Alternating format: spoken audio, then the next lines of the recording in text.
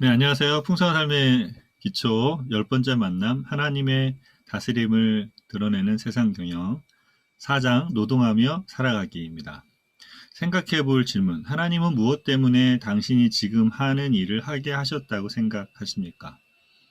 하나님은 우리 가운데서 일하시는 분이시니 우리는 세상을 살면서 각자를 향하신 하나님의 뜻을 따라 일해야 합니다. 빌립보서 2장 13절은 하나님이 우리의 노동의 뜻하신 바가 무엇인지 우리가 어떻게 분별하여야 한다고 말합니까? 하나님은 여러분 안에서 활동하셔서 여러분으로 하여금 하나님을 기쁘게 해드릴 것을 염원하게 하시고 실천하게 하시는 분입니다. 예수님을 따르려 애쓰다 보면 우리 가운데 하나님을 향한 소원이 생깁니다. 하나님을 사랑하고 자신의 가치를 발견하고 사람들과 더불어 사는 즐거움을 맛보고 하나님이 세상을 변화시키는 것을 알게 되면 하나님, 나는 이 세상에서 무엇을 하죠? 내 몫은 뭐죠? 라고 질문하게 됩니다. 하나님과의 관계, 자신과의 관계, 공동체와의 관계에서 기초를 잘 다졌다면 깨진 세상에서 나는 어떤 일을 해야 하죠? 하나님이 세상을 바꾸고 계신데 나는 무슨 일을 하죠? 라고 하나님께 계속 질문하게 될 것입니다. 그러면 하나님이 우리 마음에 소원을 주십니다. 그래서 내가 이 깨어진 세상을 회복하고 치유하고 있단다. 내가 이런 일을 해줬으면 좋겠다. 그래서 깨진 세상을 향한 하나님의 마음을 본 사람들은 편한 삶을 버리고 힘들지만 가치 있는 삶의 방식을 택합니다. 하나님의 부르심에 응답하였기 때문입니다. 우리 각자를 향하신 하나님의 뜻. 어떤 사람은 직장인으로서 자신의 노동의 의미를 하나님 앞에서 찾습니다. 어떤 사람은 하나님의 부르심에 따라 오지 선교사로 헌신합니다. 하나님의 부르심을 받았다면 선교지로 나가거나 목사가 되어야 한다는 말이 아닙니다. 하나님이 우리 각자의 마음에 다양한 소원을 주신다는 것을 기억하십시오. 이 깨진 세상, 하나님의 다스림이 나타나지 않는 세상에서 그분의 다스림을 나타내기 위해 우리는 무슨 일을 할 수 있을까 하는 소원을 우리에게 주십니다. 예를 들어 어머니의 역할은 굉장히 중요합니다. 아버지 역할도 마찬가지입니다. 경건한 자녀를 키우는 일은 보통 어려운 일이 아닙니다. 우리가 하는 일의 의미를 발견하면서 그 가운데서 하나님이 주신 소원을 이루어 나가는 것이 중요합니다.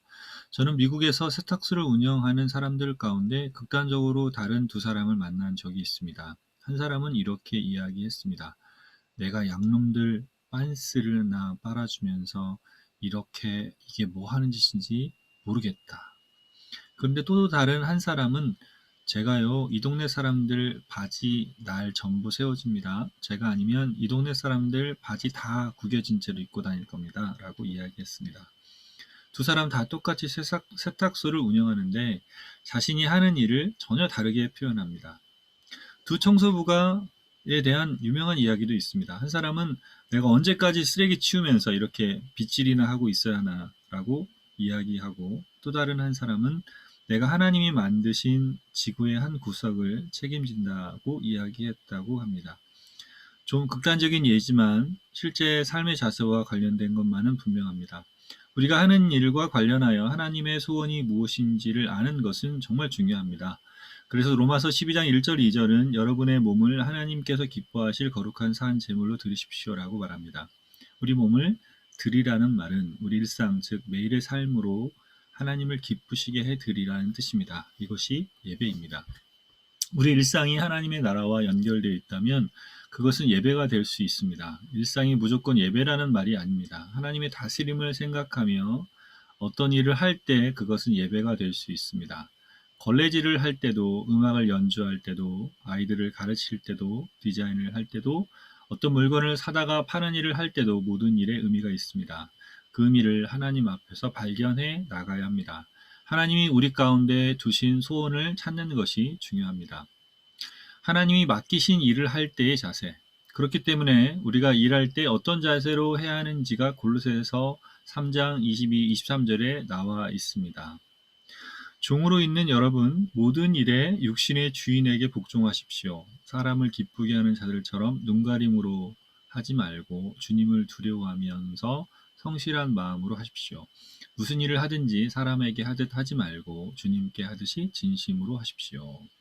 우리에게 필요한 자세는 성실입니다. 이 구절은 1차적으로 노예제도가 그 사회의 기본 경제 시스템일 때 종에게 한 말이지만 일반적으로 우리가 이 세상에서 노동할 때 필요한 중요한 원리를 이야기해 줍니다.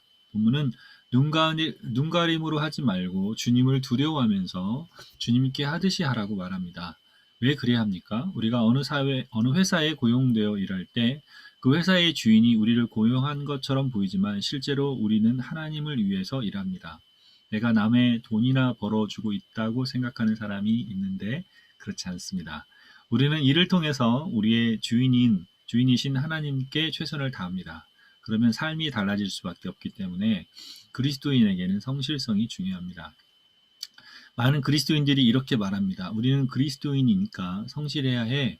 우리가 성실하게 살아야 다른 사람들이 그리스도인들은 정말 성실하게 사는구나 하고 생각하니까 맞는 말입니다. 하지만 성경에서는 이보다 더 높은 수준을 가르칩니다.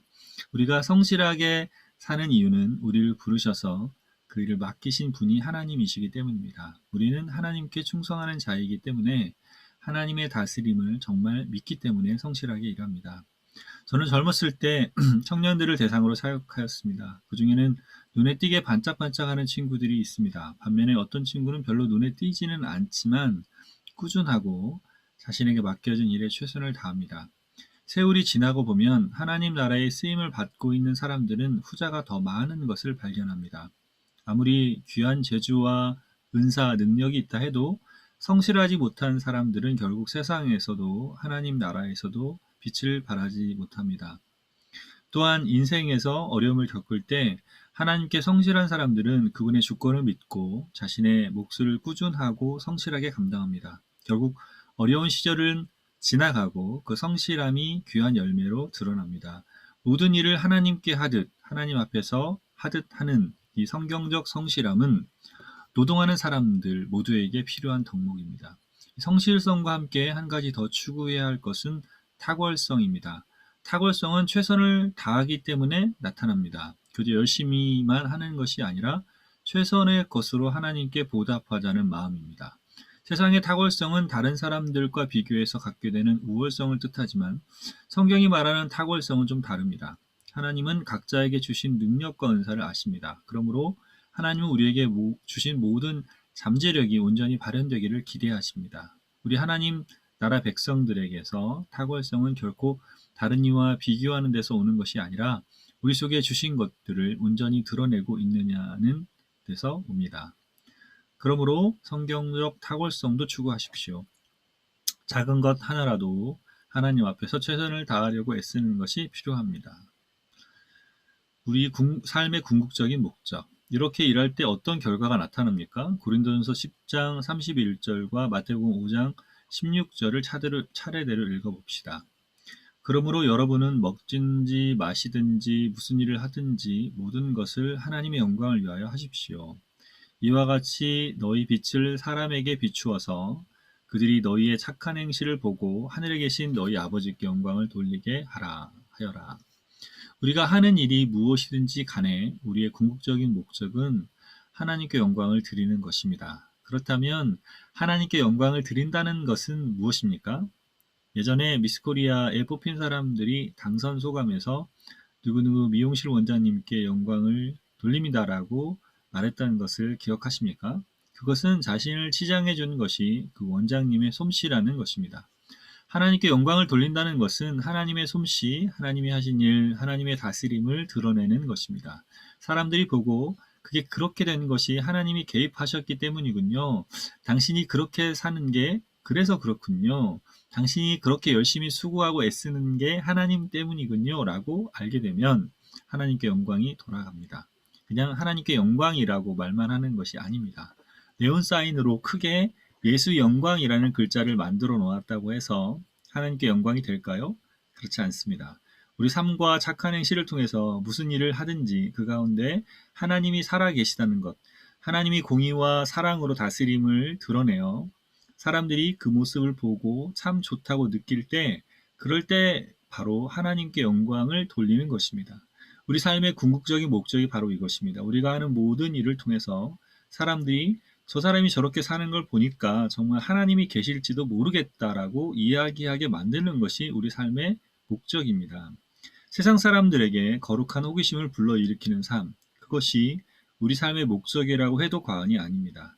이것이 신앙생활입니다. 이제 우리는 풍성한 삶의 기초 거의 마지막 부분에 와 있습니다. 하나님과의 관계, 자신과의 관계, 공동체와의 관계가 기초가 되어 열매가 나타나는 곳이 바로 세상입니다. 세상에서 열매가 나타나려면 그 전에 하나님과의 관계, 자신과의 관계, 공동체와의 관계가 든든해야 합니다.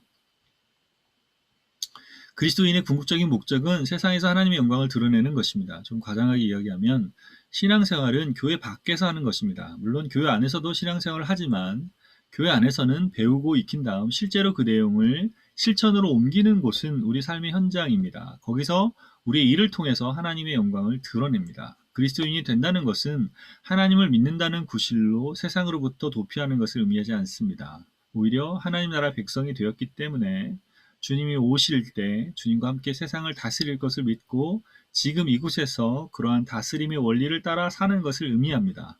그 때문에 그리스도인들은 자신이 하는 일이 하나님 앞에 어떤 의미가 있는지를 늘 묻고 그 의미를 확신하며 삽니다. 뿐만 아니라 하나님이 지으신 사람들이 만들어내는 세상의 모든 것이 하나님의 사랑과 공의로 다스려지기를 소원합니다.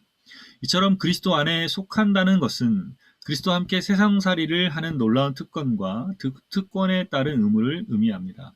하나님의 다스림이 이제 나타날 것입니다. 공의와 사랑의 다스림이 완전하게 나타날 것인데 우리는 그 다스림을 아직 온전히 드러나지 않은 현재의 세상에 가져와서 그것을 믿고 그 관점으로 하나님 나라 시민으로 살아갑니다. 우리의 일과 일하는 모습을 통해서 사람들이 보이지 않는 하나님을 어렴풋이 알게 되고 하나님 나라에 속한 사람들의 비밀을 더듬어 알게 되면 그 사람들이 하나님께로 돌아올 가능성이 생깁니다.